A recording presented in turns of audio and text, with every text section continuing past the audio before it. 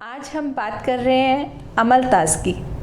अमलतास प्रकृति की एक देन है, एक पेड़ है जिसके अंदर इतने सारे औषधीय गुण हैं कि अगर आप उनको समझ जाएं तो आप बहुत सारे रोगों का इलाज कर सकते हैं।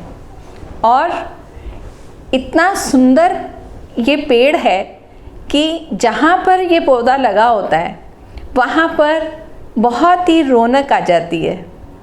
ग्रीष्म ऋतु में, स्पेशली अभी मई मास में, मई के अंदर यहाँ पर बहुत ही सुंदर इसके ऊपर पीले रंग के फूल आते हैं और इतने फूल होते हैं कि पूरा पौधा जो है वो केवल मात्र उसमें पेड़ के ऊपर सिर्फ पत्तियाँ ही पत्तियाँ, और वो पत्तियाँ भी सिर्फ पीले रंग की पत्तियाँ दिखती हैं। तो इसमें हरे रंग के पत्ते जो उसके अपने पत्ते हैं वो भी जो है वो कम दिखते हैं और फूल उसको डोमिनेट कर जाते हैं। तो पूरा पेड़ फूलों से भरा होता है और हम इसको केवल मात्र सुंदरता के हिसाब से देखते हैं, लेकिन ये इतना सुंदर पेड़ केवल मात्र ब्यूटी के लिए नहीं है, बल्कि हमें इसका प्रयोग करना है।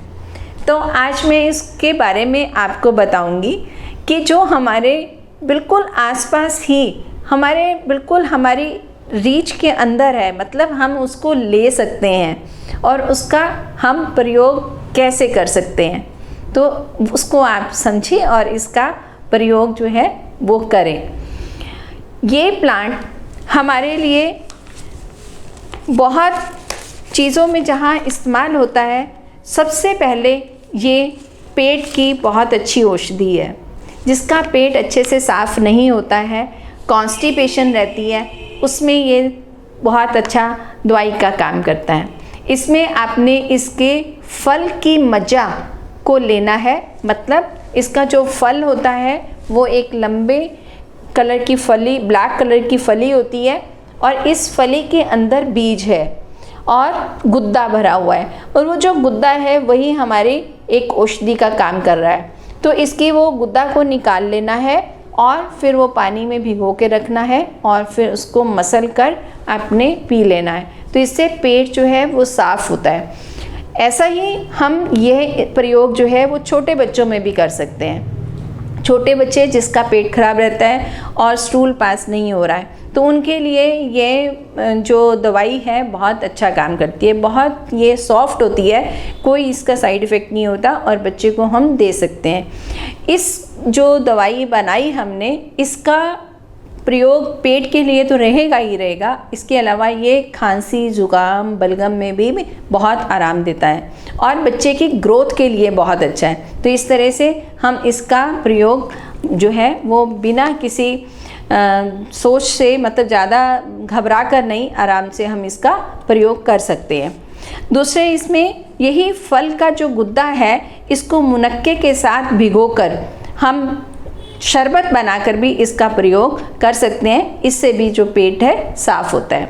अब एक और हम इसका प्रयोग कर सकते हैं कि हम इसका गुलकंद बना सकते हैं। तो गुलकंद बनाना भी बहुत ही आसान है।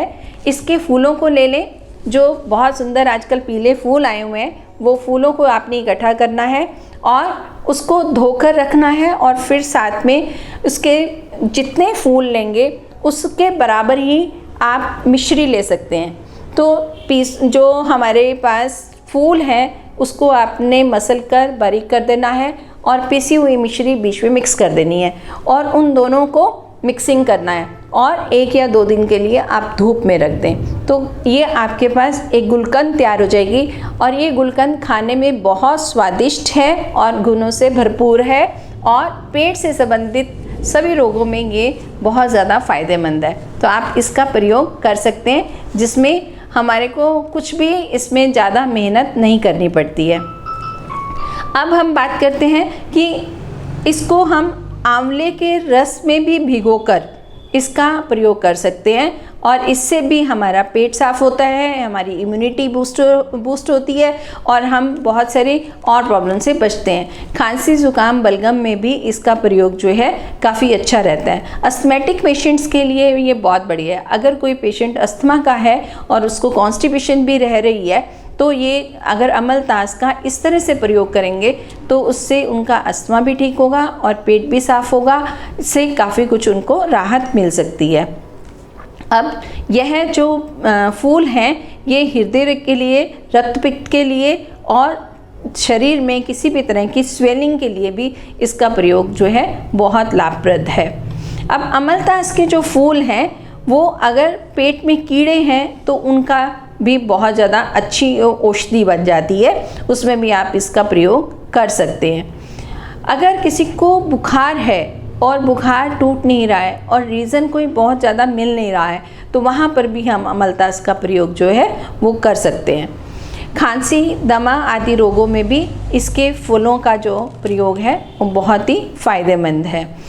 अब पेट को अगर इसके गुद्दे को पीसकर अगर पेट के ऊपर लगाया जाए तो भी हमारे जो पेट दर्द है वो भी, इसमें भी राहत मिलती है। अमलतास के पत्तों में भी बहुत गुण है।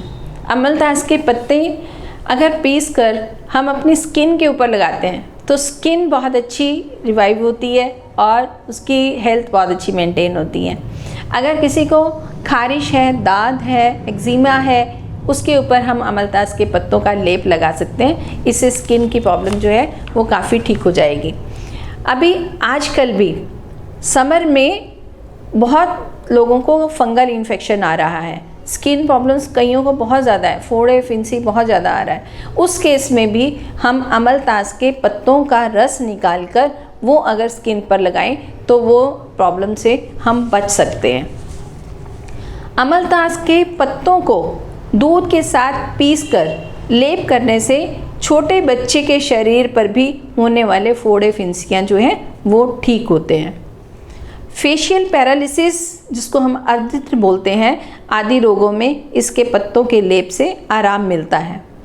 इसके पत्तों का रस जो है वो भिलावा का एंटीडोट भी है, मतलब कि भिलावे के अगर हमने प्रयोग ज़्यादा कर लिया है और उसके साइड इफ़ेक्ट्स आ रहे हैं तो उनका हमें एंटीडोट देना है, उसको हमें ठीक करना है, तो उसमें हम अमलतास के पत्तों का रस जो है प्रयोग में ला सकते हैं। इसमें गंधक, चक्रमर्द, केसर, सेंधा नमक और अमलतास का सवरस, इसको अगर शहद के साथ लेकर अगर हम दांत पर लगाते हैं तो दांत जो है वो काफ़ी ठीक होता है। तो स्किन प्रॉब्लम के लिए एक ये फॉर्मूला आप खुद पे घर पे भी बना सकते हैं और उसका प्रयोग जो है वो कर सकते हैं। इसका हम एक प्रयोग और देखते हैं कि अमलतास की मूल मतलब जड़ और हल्दी और गोखरू, इन सब को अगर पीस कर हम एक बत्ती बना लें तो एक मतलब एक व्रण को ठीक करने के लिए एक पेस्ट्री बना ले तो वो भी इसको हम इसके साथ जो है वो भगंदर जैसे रोगों को भी ठीक कर सकते हैं। तो अमलतास का गुद्दा और धनिया, इन दोनों को बराबर मात्रा में ले लो और उसको अगर उबाल लिया जाए और फिर उसके पानी से अगर कुल्ले किए जाएं तो ओरल हाइजीन मेंटेन होती है और टॉन्सिलाइटिस में बहुत अच्छा रिज़ल्ट मिलता है। अब हम इसी कड़ी में आगे देखते हैं कि अगर हम अमलतास का प्रयोग इस तरह से कर रहे हैं तो थोड़ा सा हमें कुछ ध्यान भी देना चाहिए। तो सुखपूर्वक विरेचन के लिए जो अमलतास के गुद्दे के साथ हम गुलाब के फूल, मुनक्का आदि अगर मिला कर लें तो हम ज़्यादा अच्छा रिज़ल्ट मिल सकता है हमें।